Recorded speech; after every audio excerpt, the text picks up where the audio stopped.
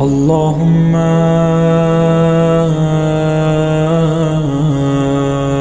كل ولي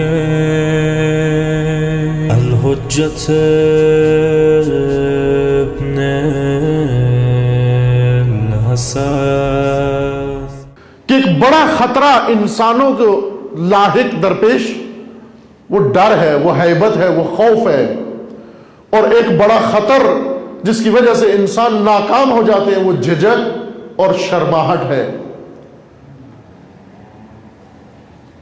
جس کا نام کہا تھا بے جا حیا۔ ایک بجا حیا ہے، ایک بے جا حیا ہے۔ اشارہ کیا تھا کل آپ کی خدمت میں کہ خداوند تعالیٰ نے انسان کے لیے جو فضائل مقرر کیے ہیں اور جن فضائل کے باطن سے دیگر فضیلتیں جنم لینی ہیں ان میں حیا ہے، عفت و حیا۔ حیا ایک احساس ہے، وہ احساس، وہ طاقت، وہ ادراک، وہ قوت انسان کے وجود میں خدا نے ایجاد کی ہے جس کے ذریعے سے انسان اجتناب کرتا ہے، بچ جاتا ہے اس چیز سے جہاں پر کوئی خطر انسان کے سامنے آئے۔ حیا، عرض کیا تھا کہ حیات اور حیا دونوں ایک ہی لفظی خاندان سے ہیں۔ ایک تیسرا لفظ بھی اگرچہ اردو میں استعمال نہیں ہوتا لیکن اسی حیا اور حیات سے ہے، اور وہ ہے حیا۔ حیا، حیا سانپ کو کہتے ہیں، عربی زبان میں حیا سانپ کو کہتے ہیں۔ یہ عربی زبان کی خصوصیت ہے کہ الفاظ کی بناوٹ کا بہت ہی ایک سائنٹیفک طریقہ ہے، ایک خاص نظام کے تحت الفاظ سے نکلتے ہیں۔ دوسری زبانوں میں بھی ہے لیکن عربی زبان میں یہ زیادہ خوبصورت چیز ہے۔ حیا سانپ ہے، حیات وہی جسم جو انسان کو بھی حاصل ہے، ہم سب کو زندگی۔ حیات یعنی زندگی، حیا یعنی شرم۔ توجہ فرمائیں ابھی، حیا سانپ ہے، حیات زندگی ہے، اور حیا شرم ہے۔ یہ تینوں لفظ ایک ہی مادے سے بنے ہیں، ایک ہی خاندان سے نکلے ہیں، بنیاد ایک ہے تینوں کی۔ حیا سانپ کو جو حیا کہتے ہیں اس کی خصوصیت کی وجہ سے کہتے ہیں۔ وہ زہر کی وجہ سے اس کو حیا نہیں کہتے، سانپ کے اندر کی چیزیں ہیں۔ ڈنگ کی وجہ سے اسے حیا نہیں کہتے، چونکہ زہر اور ڈنگ اس کے اندر ہے، موجود ہے، اس کا دفاعی ابزار ہے، خدا نے اوزار دیے اپنے دفاع کے لیے اس کو، ڈنگ اور زہر۔ لیکن سانپ کی ایک جو بڑی خصوصیت ہے، موٹی خصوصیت جو سب کو آنکھوں سے نظر آتی ہے، زہر اس کی نظر نہیں آتی، ڈنگ بھی اس کا نظر نہیں آتا، اگرچہ ہمیں ڈر لگتا ہے سانپ کے زہر اور ڈنگ سے، لیکن یہ چیزیں دونوں نظر نہیں آتی۔ یہ اسی کو محسوس ہوتا ہے جس کو ڈس لے، اس کو سانپ کے ڈنگ بھی معلوم ہو جاتا ہے اور سانپ کی زہر بھی، لیکن جسے نہیں اس نے ڈسا اسے نہ سانپ کی زہر کا تجربہ ہے نہ سانپ کے ڈنگ کا تجربہ ہے۔ لیکن ایک اور خصوصیت سانپ کی وہ سب کو معلوم ہے، جو بھی سانپ کو دیکھے اسے معلوم ہو جاتی ہے کہ یہ سانپ کے اندر یہ صفت پائی جاتی ہے۔ وہ کیا ہے کہ یہ جب چلتا ہے تو سیدھا ہوتا ہے، بالکل رسی کی طرح، سیدھا، ڈنڈے کی طرح، لکڑی کی طرح۔ پاؤں نہیں ہوتے نا اس کے، پاؤں نہیں ہوتے سانپ کے۔ اب مجھے نہیں معلوم یہاں امامیہ کے سانپوں کے پاؤں ہوتے ہیں یا نہیں ہوتے، باقی جگہ پاؤں نہیں ہوتے، یہاں بھی نہیں ہوتے، انشاءاللہ کہ سانپ ہی نہ ہو یہاں پر۔ پاؤں نہیں ہوتے اس کے، رینگتا ہے زمین پر سیدھا لکڑی کی طرح، جب چلتا ہے تو سیدھا ہوتا ہے۔ لیکن دو مقام پر یہ سمٹ جاتا ہے، ایک جب اسے آرام کرنا ہو، جب آرام کرنا ہو تو جی ارلی کنڈلی مار لیتا ہے، سمٹ جاتا ہے، گول ہو جاتا ہے۔ اور ایک جب خطرہ اس کو درپیش ہو، جو ہی اس کو کوئی خطرہ درپیش ہو تو فوراً سمٹ جاتا ہے، پھیلا ہوا ہوتا ہے، جو ہی خطرہ محسوس ہو تو سمٹ جاتا ہے، کنڈلی بنا لیتا ہے، دائرہ بنا لیتا ہے اپنے پورے جسے کا، اور صرف اس میں سے سر باہر ہوتا ہے، باقی سارا جسا سمیٹ کے ایک چھوٹی سی جگہ پر ایک کپ کی حد تک سمٹ جاتا ہے۔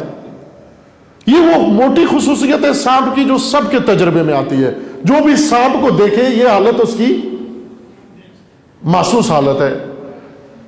اصل میں حیا ہے یہ دو یہ ہیں، حیا یہ جو ہم کہتے ہیں حیا علی خیر العمل، وہ بھی یہی حیا ہے، وہ بھی اسی سے ہی ہے، سب کا مادہ ایک ہی ہے، سب کا مادہ ایک ہے، لیکن اس کی مختلف حالتیں ہیں، مختلف فارمیٹ میں جاتا ہے جب یہ لفظ تو معنی اس کے بدلتے رہتے ہیں، لیکن اصل بنیاد محفوظ رہتی ہے ان سب کے اندر۔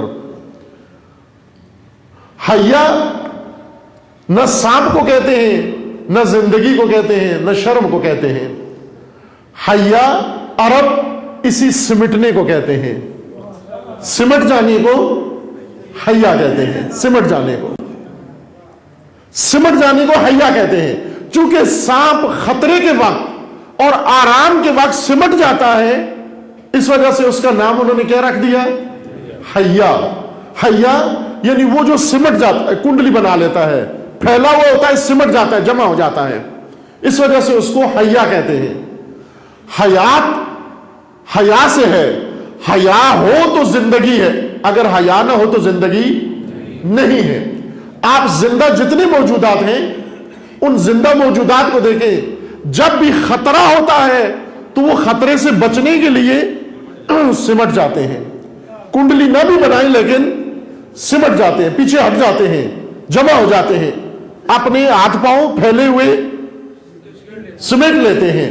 اس وجہ سے ان ایسے موجودات جن کے اندر یہ خاصیت موجود ہو، حشرات آپ دیکھیں، حشرہ بیٹھا ہوا ہے، مکھی بیٹھی ہوئی ہے، جو ہی آپ اس کو کوئی چیز ٹچ کریں وہ فوراً سمٹ جاتا ہے، خطرے کے وقت اپنے آپ کو اکٹھا کر لیتا ہے، سمیٹ لیتا ہے۔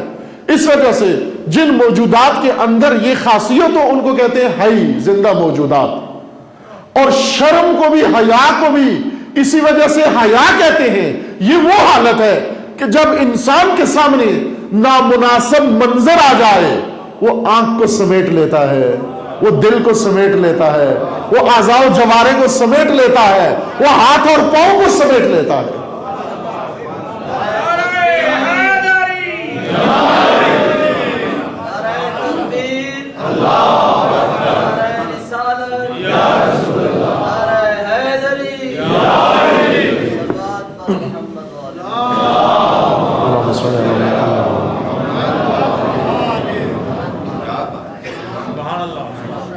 سمیٹ لو اپنے آپ کو۔ اب توجہ کریں، قرآن مجید نے ہمیں حکم دیا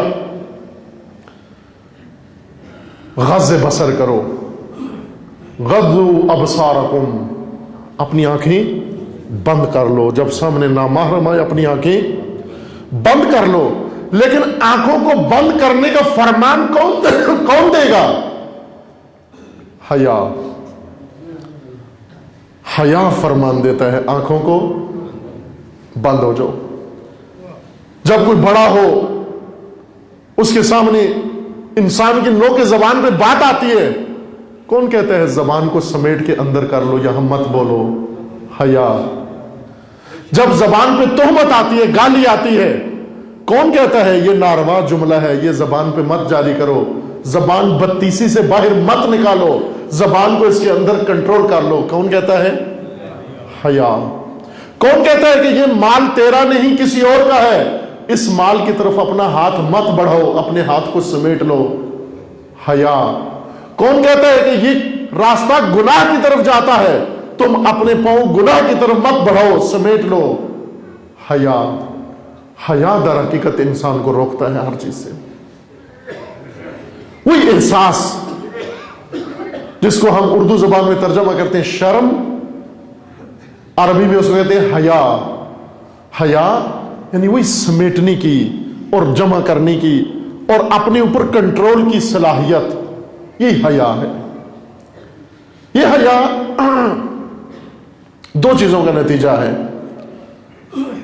ایک حیا قوت کی وجہ سے ہے اور ایک حیا کمزوری کی وجہ سے ہے. ایک حیا ہے قوت کا نتیجہ اور ایک حیا ہے کمزوری کا نتیجہ.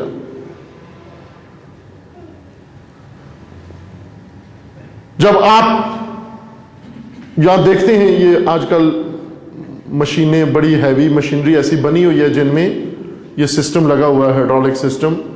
مثلا کرین آپ دیکھتے ہیں یا یہ بڑی بڑی ہیوی مشینری جو کھدائی کے لیے مختلف استعمال ہوتے ہیں, ان کے اندر ایک لیور کے ذریعے سے کئی ٹن کا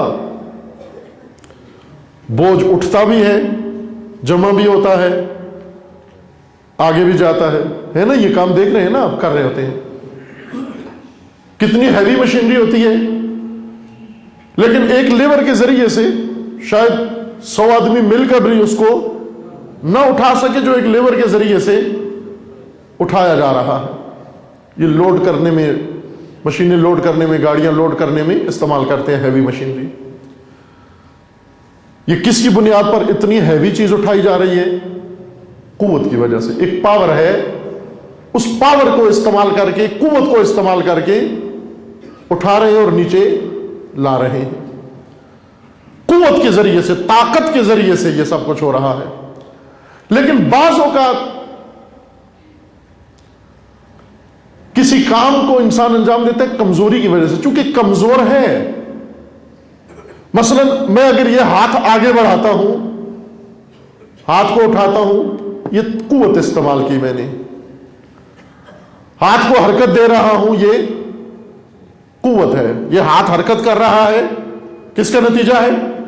قوت کا نتیجہ, طاقت کا نتیجہ ہے. لیکن اگر راشا طاری ہو جائے, جب انسان بوڑھا ہو جاتا ہے, مریض ہو جاتا ہے, دیکھیں بزرگ, جب انسان بزرگوں کو پہنچتا ہے تو ہاتھ کانپنا شروع ہو جاتے ہیں, گردن ہلنا شروع ہو جاتی ہے. اب یہ بھی حرکت ہے. یہ حرکت کس چیز کا نتیجہ ہے؟ کمزوری کا نتیجہ ہے. اسی طرح سے ابھی اگر میں ایسے ہاتھ کروں, یہ قوت کی وجہ سے ہو رہے ہیں. لیکن جب بوڑھا ہو جاؤں گا اور یہ ہاتھ اس طرح ہلیں گے تو یہ کمزوری کا نتیجہ ہے. بظاہر ایک جیسی حرکت نظر آتی ہے, لیکن ایک حرکت قوت کا نتیجہ ہے, ایک حرکت کمزوری کا نتیجہ ہے.